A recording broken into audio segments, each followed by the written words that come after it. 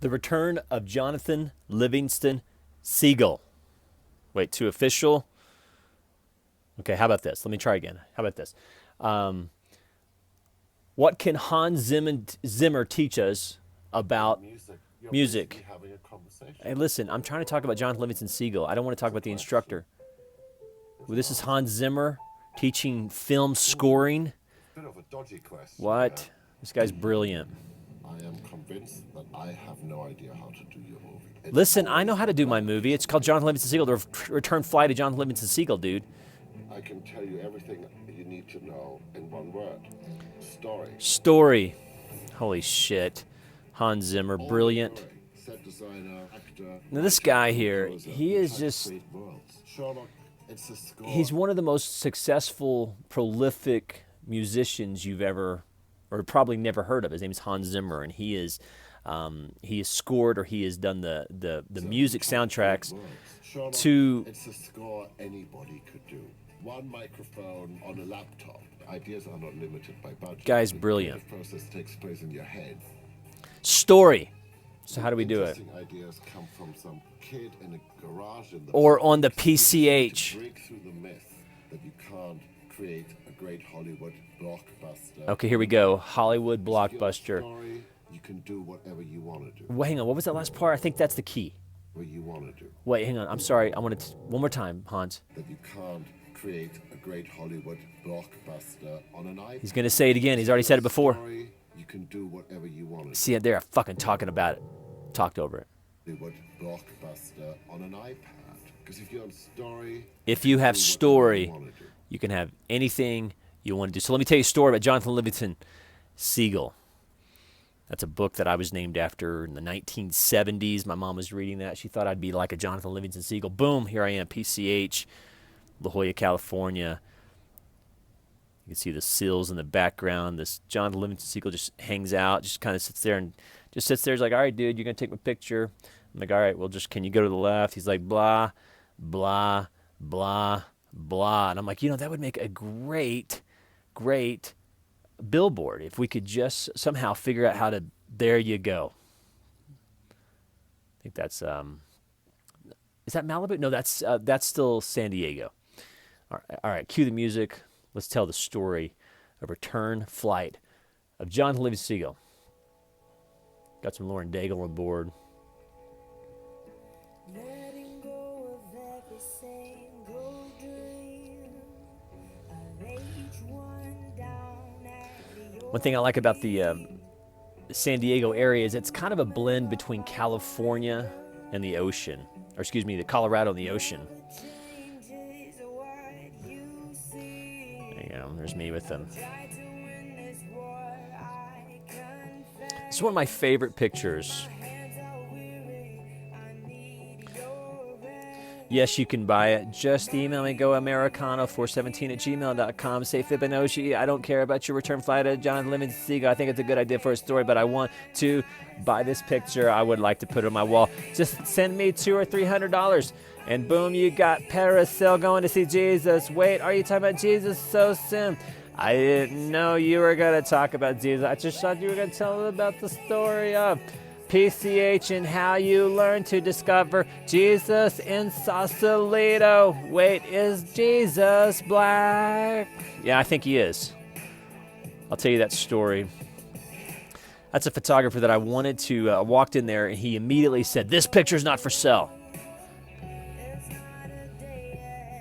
He took that picture in the 1960s. I thought it was beautiful. I thought it was indicative of so many beautiful things. He was kind of mean. He's like, you can't buy that picture.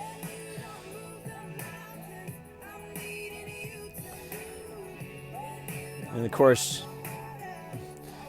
Durango, Colorado. Horse Gulch, baby.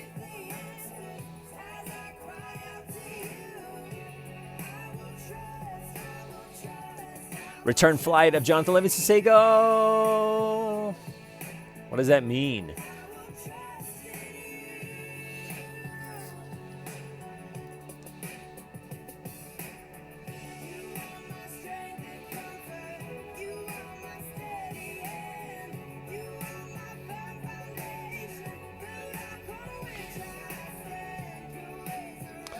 Emmett Till. You're like, wasn't he the 14-year-old kid in Mississippi that was killed by that town because he was black? Yes, that's part of the John Livingston Seagull.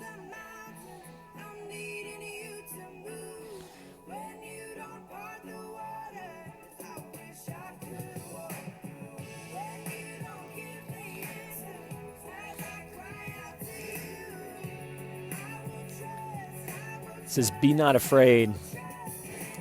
The Bible says, make your face like flint. I think it's out of Psalms. And it's Isaiah 50, verse 7. Look at that. Even in the stones, you can see a literal piece of flint. And what does that mean? Or is that just blah, blah?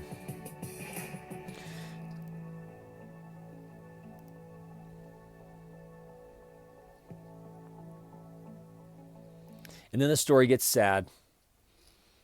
We start getting out maps. We're talking about Sausalito, describing the area. And what is PCH? And what does homelessness look like? And how did a guy that is 40 years old, successful in his company, 2 kids, go homeless? And then what can you learn from that story? And what have I learned from that story? And how some of the most beautiful parts of this this country, and how I saw some of the most beautiful parts of this country. But you don't really know this country until you're looking at it from the PCH, or as I like to call, homeless. Now, one of the theories, or one of the I guess convictions that I have, is homelessness is one of those things that I don't like to photograph for several reasons. Number one is I really believe in the dignity of the person. But here I am. This is in San Francisco. This is San Francisco. Sausalito is north of this picture. I think this is really interesting because here's a gentleman that is truly not just PCH homeless, but legitimately homeless, living on the streets. You can see his things, and in the background, you have a bunch of yoga moms, stroller moms doing yoga.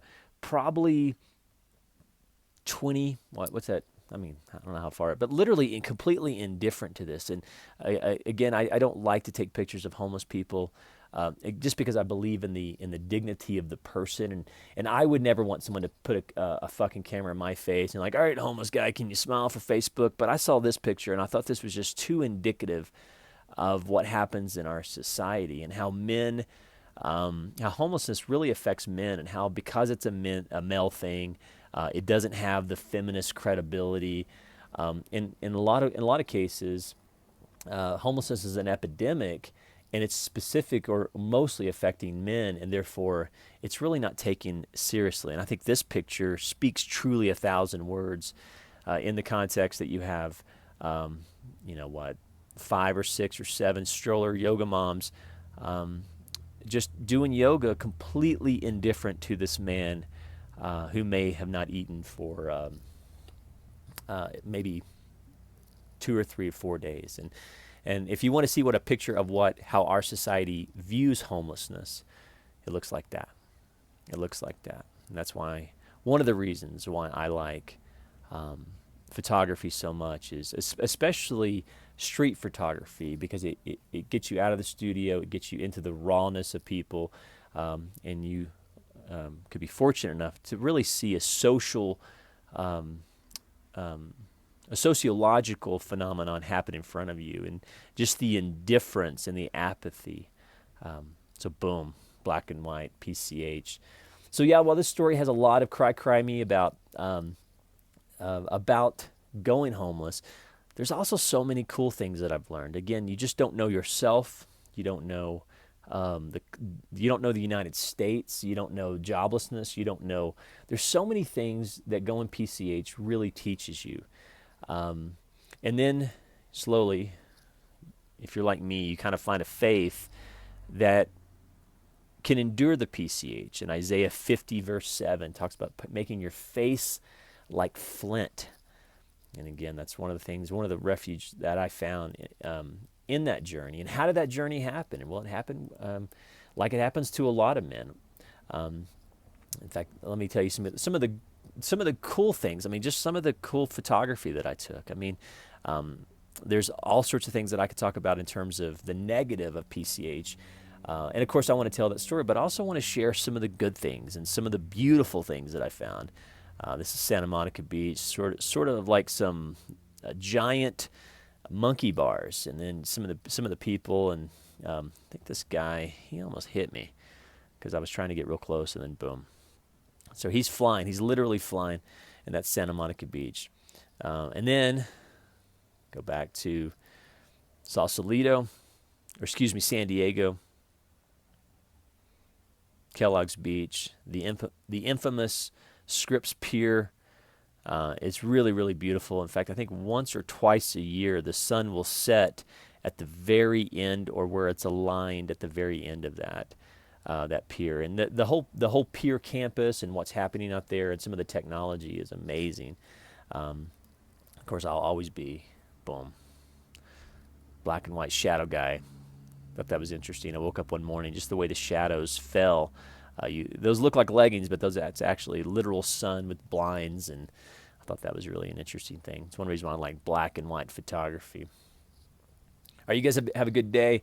Return flight of Jonathan Livingston Seagull outside San Diego. I thought this was beautiful. It says, I meant what I said what I meant.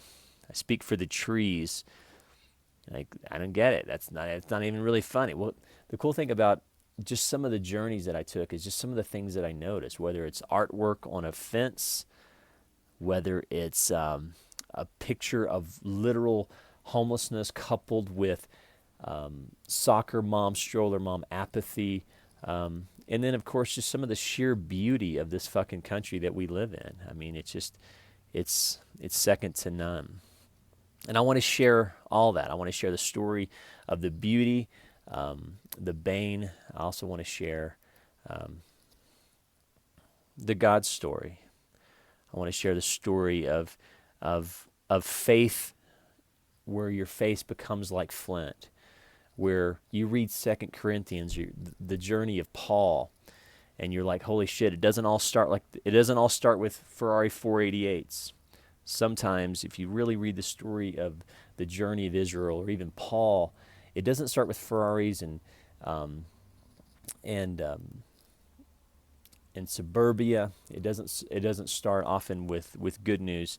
It's the return flight of Jonathan Livingston Seagull, and that old story speaks again. And I want to tell that story. I want to tell my story. Thanks for coming along. Share this content. Tell me where you're at. Love to hear from you. Americana417@gmail.com. Of course, if you'd like to buy one of my pictures, just tell me which one you want. This one is one of my favorite. You guys be good. Enjoy your day.